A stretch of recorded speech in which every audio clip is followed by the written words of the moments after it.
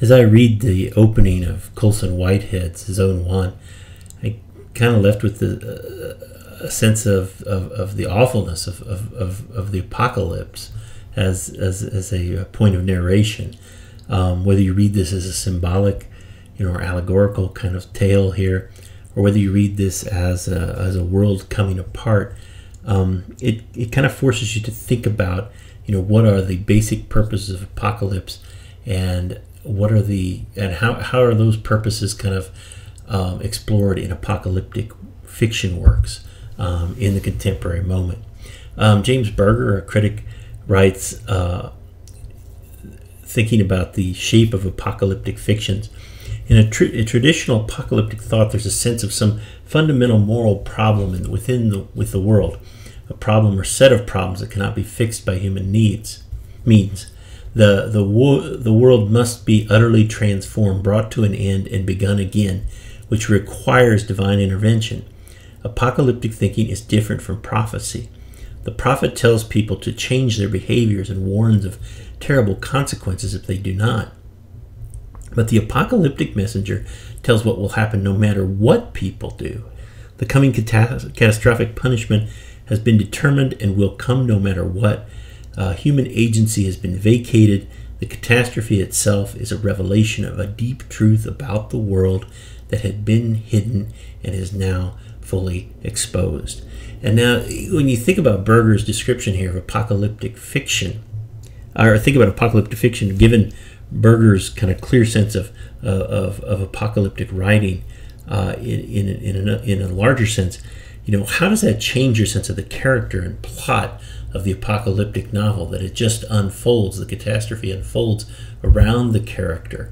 So how are apocalyptic fictions different, perhaps, from our traditional sense of fictive worlds that are built? One of the things that I note here is, right, that there's an abandonment of the engine of cause and effect in some ways, right? That again, no matter what the characters do, the world is going to come to an end, right? But cause and effect has been a traditional means of building plot in stories, right? The character does one thing or chooses one thing, and that sets off a series of consequences that unfolds in plot.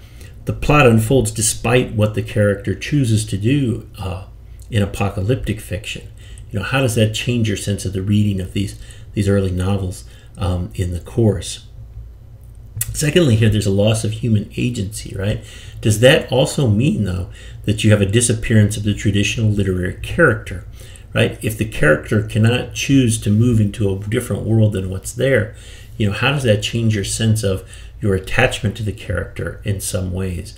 The character's kind of moral journey is the thing that we traditionally follow in fiction. What happens if that moral journey is meaningless? How do you read Mark Spitz's journey, or how do you read Candace's journey in Ling Ma's novel? Are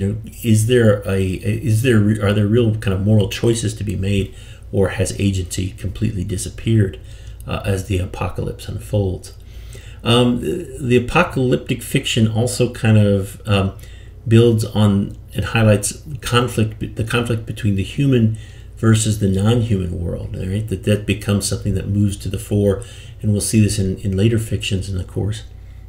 How do you think about that basic conflict there that used to be described as man versus nature, in earlier descriptions of basic conflicts within a story?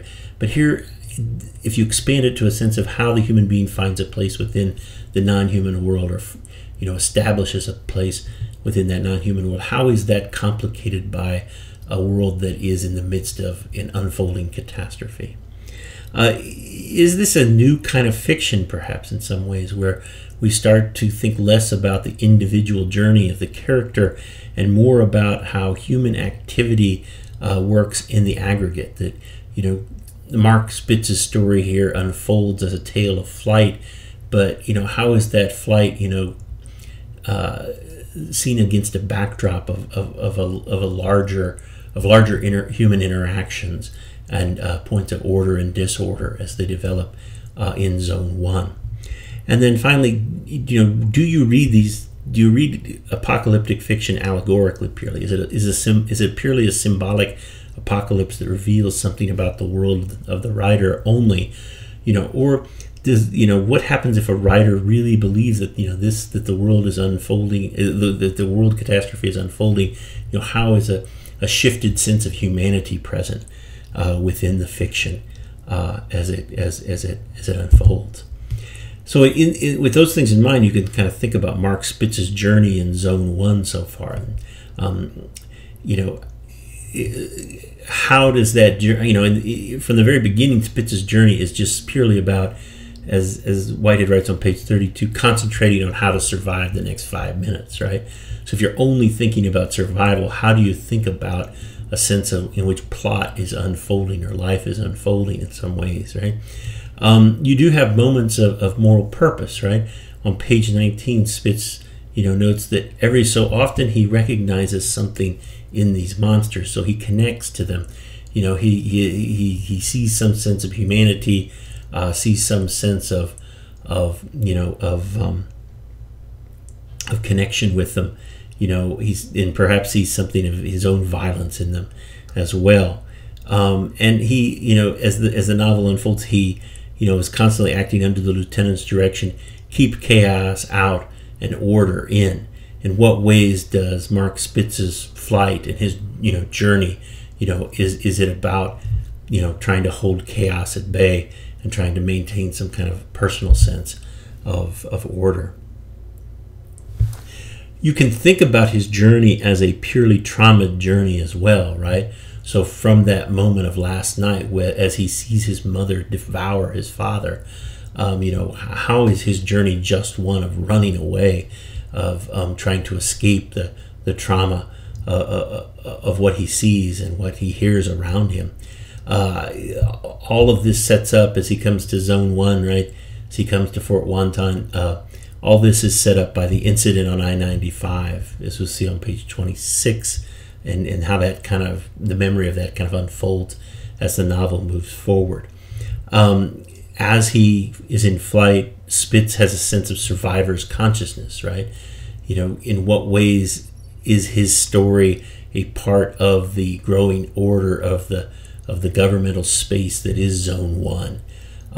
He thinks about the triplets and the sense of how they offer hope to everyone, but then there are moments, right, where he despairs, right, that their lives are going to be a footnote to what? No one was writing this book, Whitehead writes on page 51, right, that the sense of the apocalypse is not going to be narrated in the long run, right, that he's just living in the moment and the story is dissolving around him. The story of the city is an important part of that journey as well, right? That he sees the city as a dead city that continues in its business in mirthless parody. That it is a city that is that seems to be alive, but it's not in the end. That it's marked by violence. That it's marked by just trying to keep disorder at bay. And all this leads, to a recognition of the condition of trauma. That the world stalls out at his edges. Whitehead writes on pages 66 to 68, everyone suffered from post-apocalyptic stress disorder, crying spells triggered by the memories of the fallen world, not so much criteria for diagnosis, but an abstract of existence itself, Mark Spitz thought. So he has this sense, right, that you inhabit this condition, that you inhabit this disorder, that memory is not about trying to put together a story of the past, but memory is purely a precursor to life defined by trauma. And if you want to read this novel's symbolic, dimensions, you can, kind of think about in what ways does Zone 1 reflect the common trauma of New York after 9/11 in some ways. And depicted here is Marcy Borders' famous photo from the aftermath of 9/11 of Marcy Borders, a woman who worked in Manhattan, who was covered with dust, and was shot by a New York Times photographer. In what ways is Whitehead's novel a fallen world in a similar way, right? Do you find points of identification with New York after 9/11? And not only that, but in what ways does this reflect a kind of disordered United States after 9/11, a nation that remains held in a collective trauma.